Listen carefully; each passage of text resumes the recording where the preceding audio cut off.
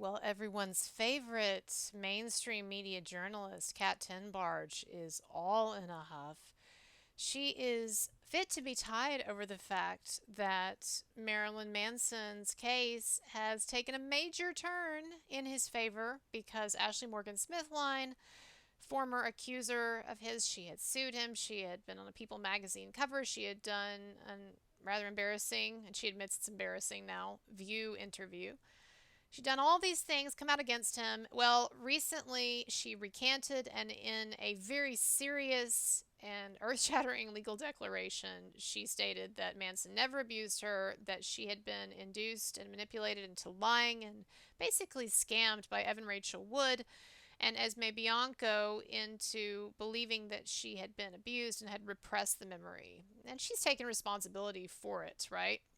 In fact, she called in, Ashley Morgan Smithline called in to Popcorn Planet, Andy Signore and Steph's show last night, and talked to them for about an hour and a half. And I came on for probably about 45 minutes.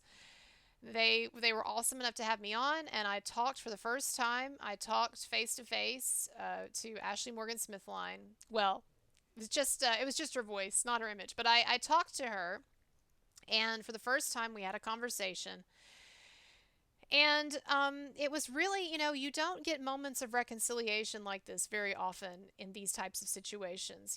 When you sign on, like I have, when you sign on to defend a wrongly accused man, especially in this particular Me Too climate, then and to do so publicly, like I have, and to go out on a limb when really almost no one else was doing it, when you sign on for that, you know that you're signing on for a series of highly adversarial relationships and that you're going to make your life very complicated and that you're going to take a lot of heat. And I've taken a lot of heat and I continue to constantly.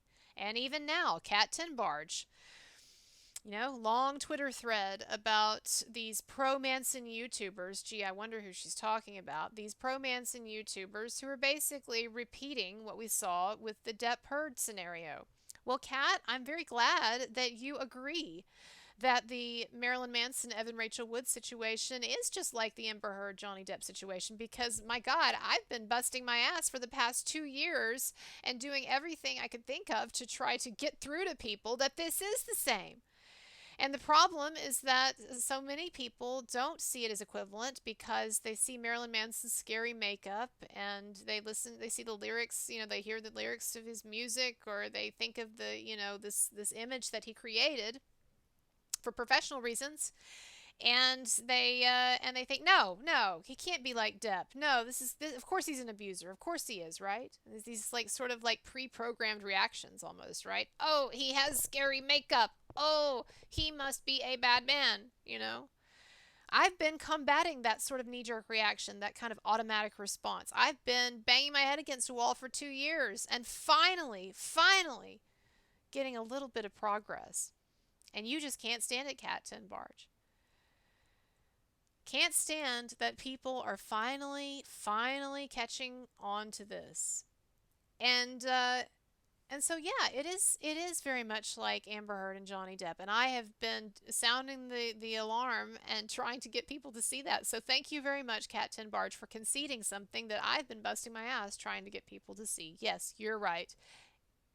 Evan Rachel Wood is like Amber Heard. And Marilyn Manson is like Johnny Depp. I'll take that comparison. But of course, what she's really meaning is she's bemoaning the fact that just like in the Amber Heard Johnny Depp situation, that we YouTubers, we powerful puppet masters, we're just out here pulling the strings to everyone, right? That we have manipulated the narrative, we've taken over the narrative, we have pressured people like Ashley Morgan Smithline into changing their story. That's the rap on me now from some of my critics. Like I said, I take heat every day, a ton of it. But that's the rap on me from my critics is, oh, Ashley Morgan Smithline, she only recanted because I was pressuring her, because I was going around and digging up dirt on her. No, that's not how it works. And I guess I'm going to take this opportunity to explain something that to most people should be rather self-evident, but I understand, Cat Tenbarge, you and the others, you're a little bit slow, and I know that you're slow because you've been slow to catch on to the truth in the Johnny Depp Amber Heard case, and you even had audio tapes there, and you still couldn't put the pieces together. Oh, gee, it sure sounds like Amber Heard is being abusive, but nope, nope, doesn't compute, not feminist. Nope, never mind. Come on. So yeah, I know, Kat Tenbarge. It's really hard to understand how Ashley Morgan Smithline could have flipped, could have recanted, could have come to her senses without me, this puppet master engineering everything behind the scenes. But let me tell you what really happened, okay? And I'm going to try to make it really fast. Ashley Morgan Smithline, for months, has been regretting that she participated in this hoax against Manson. She's been regretting it, and she's been going around and she's been telling various people behind the scenes that she regretted it, and this has been documented, and this has even come out in court filings. And what also happened was many months ago, Ashley Morgan Smithline fired her attorney. Well, she tried to fire him, except he resisted because he was in denial, and he wanted to keep the money. He wanted to keep the hope of a big payout alive, or at least the hope of more publicity. Because remember how when she went on the View interview, and it was obvious that she was in pain in that interview. Like, she looked so uncomfortable, she could barely spit the words out, and he was there sitting there as a kind of a handler next to her. It reminded me of like a hostage video, right? Like, think about the Johnny Depp Amber Heard declare everything video, right? Well, at least there was no heavy guy sitting there, right, to make sure that they didn't step out of line in their statements. But that's what Ashley Morgan Smithline had. She was so uncomfortable, and you can see it. It's so obvious in that View interview. She was so uncomfortable in that interview. She was uncomfortable in the People interview. She didn't even come across particularly lucid. Why? Because she was telling lies, and she didn't want to. And she's come forward now, and she said that she was pressured into doing those interviews by Evan Rachel Wood and her attorney at the time, the one that she tried to fire and the one that resisted being fired. He said, "Oh, I'm not sure this is you. You can't fire me because, I don't know, this doesn't sound like you. I need verification that it's you." So months and months ago, my point is, months and months ago, she started regretting what she had done. And she fired her lawyer, and she contacted Marilyn Manson's attorney. This was months ago. She contacted, and this is all in court filings, she contacted Marilyn Manson's attorney, was trying to talk to him. He kept saying repeatedly, "Ashley, I can't talk to you. I can't talk to you until you fire your attorney officially, until we get this taken care of. It's inappropriate. I can't." Does that sound like Manson's attorney was beating down her doors to try to get her to recant, was harassing her? No, actually, she was harassing him, if you want to look at it any way, in the correct way. And so, I have been on a journey as well over the past 2 years. And part of that journey for me has been to come to terms with the fact that there is this man who is innocent of these things that he has been accused of. And yet, you have these women who are, with extreme premeditation and coordination, have constructed, particularly Evan Rachel Wood as Esme Bianco, constructed an elaborate hoax to trap this man, to destroy his reputation, to get him canceled, to destroy his life. And yes, Ashley Morgan Smithline, she got suckered into doing this. She was a part of it. She's taken responsibility for that. But of course I was upset with her. Not upset in some personal way, like she's done something to me, but yes, I was upset because a terrible injustice was being done. And it's just baffling to me that my critics, like Kat Tenbarge, can't get it through their heads that I was acting and behaving out of a sense of righteousness and a concern for ethical principles and for an innocent man. So of course I criticized Ashley. I've been very above board in the fact that I've insulted her in about every way that you can insult someone on my show. Of course, and she said she deserved it. She said that last night. Go and watch the interview. I talked to her. Go and watch us interacting. It was great. It was a beautiful moment of reconciliation. And Ashley, by the way, sounds great. And you know what? If anybody doubts that her recent recantation, her recanting of her charges against Manson if anyone doubts that that's authentic, then just look at the difference between between how she was behaving last night on Popcorn Planet, confident, happy, joyful. Like, there is something joyful about telling the truth, and she even said that. It is a relief. It's a weight off her shoulders. It feels good. Contrast those emotions with her behavior in her original interviews when she came out against Manson. Those interviews that she was pressured to do by Evan Rachel Wood and Jay Elwanger and the others. Stumbling around, stuttering, can barely get the words out. Doesn't even seem very lucid because she admits she had to be sedated to give those interviews.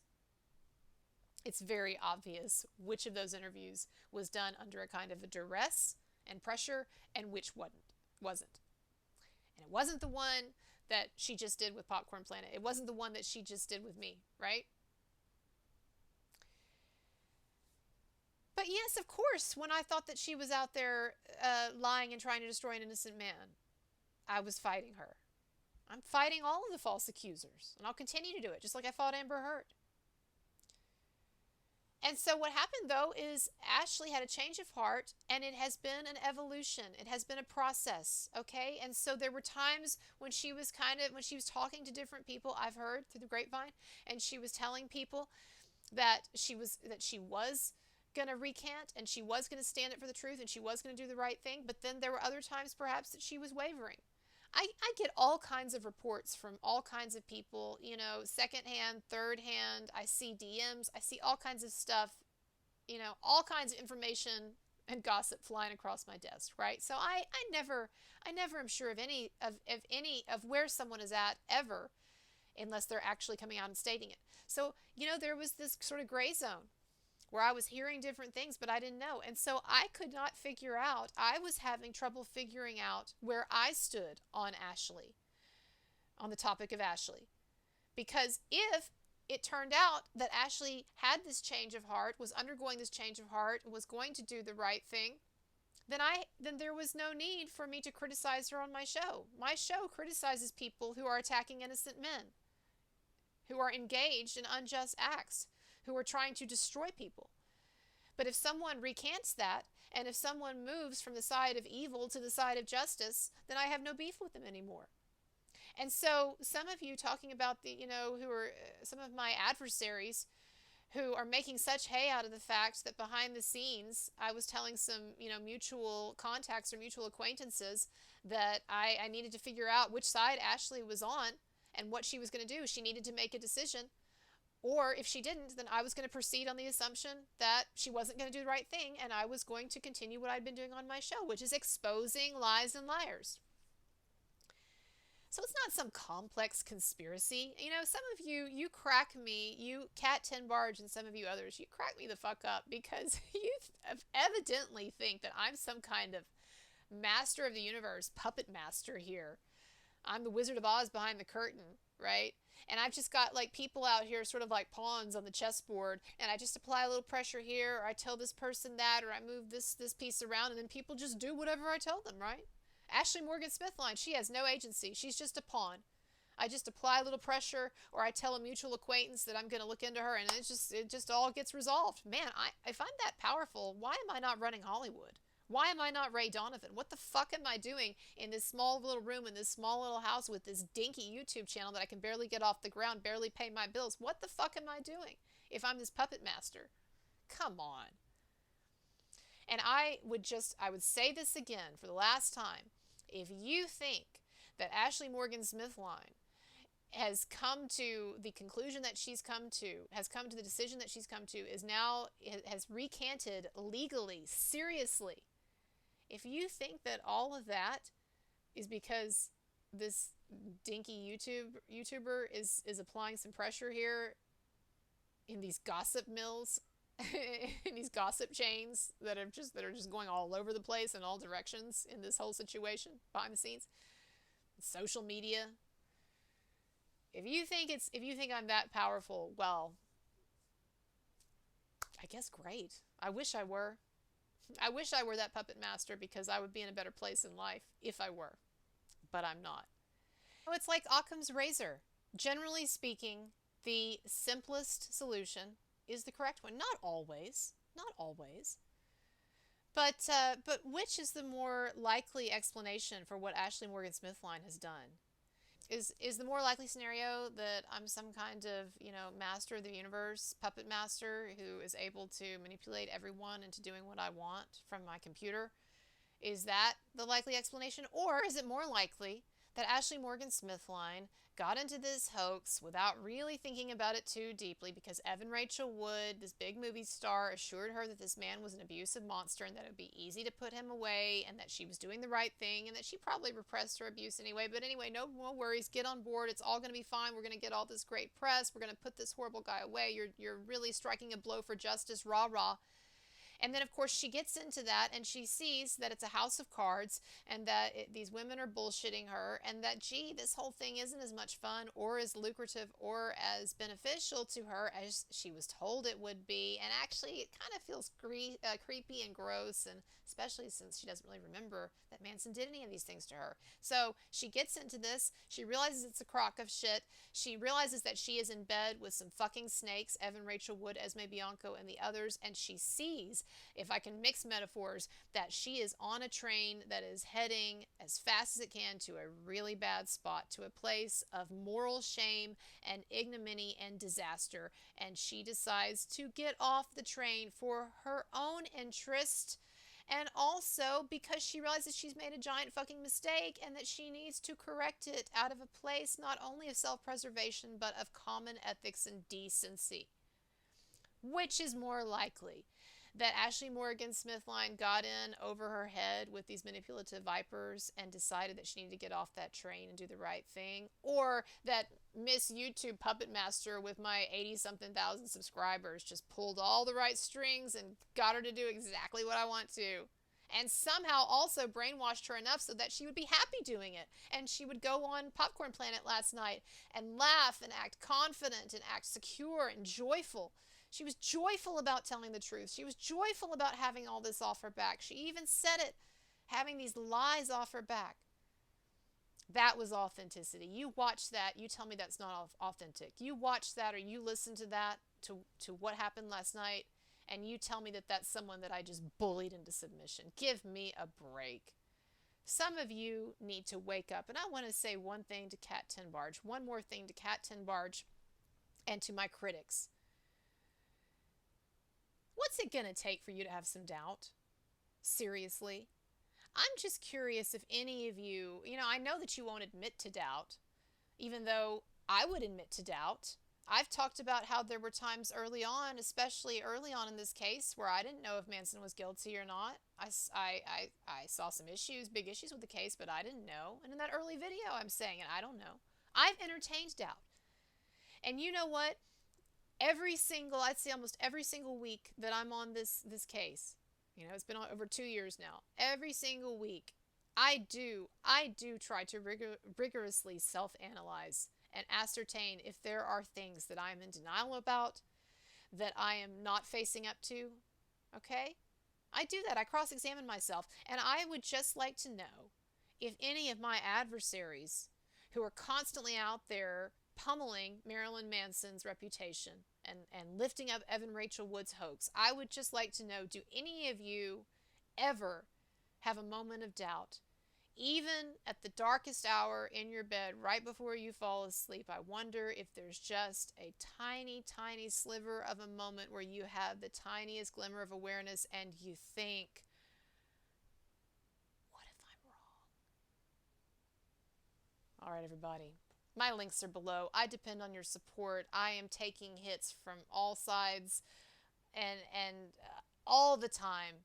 And you know what? In some ways, it's just gotten worse because we're having some success now, right? And, and I expect it is going to get worse. And I expect that as this road begins to finally correct, there's finally a course correction, I do feel like we're going to meet a lot of resistance from people in the media and Evan Rachel Wood defenders and MeToo feminists who do not want to let go of this narrative. So I need your help. I need your support. I depend on it. I appreciate it. All of my links are below. And as I like to tell people, I appreciate the YouTube donations, but PayPal does take less of your money than YouTube does. So anyway, Patreon as well. All right, thank you. Bye.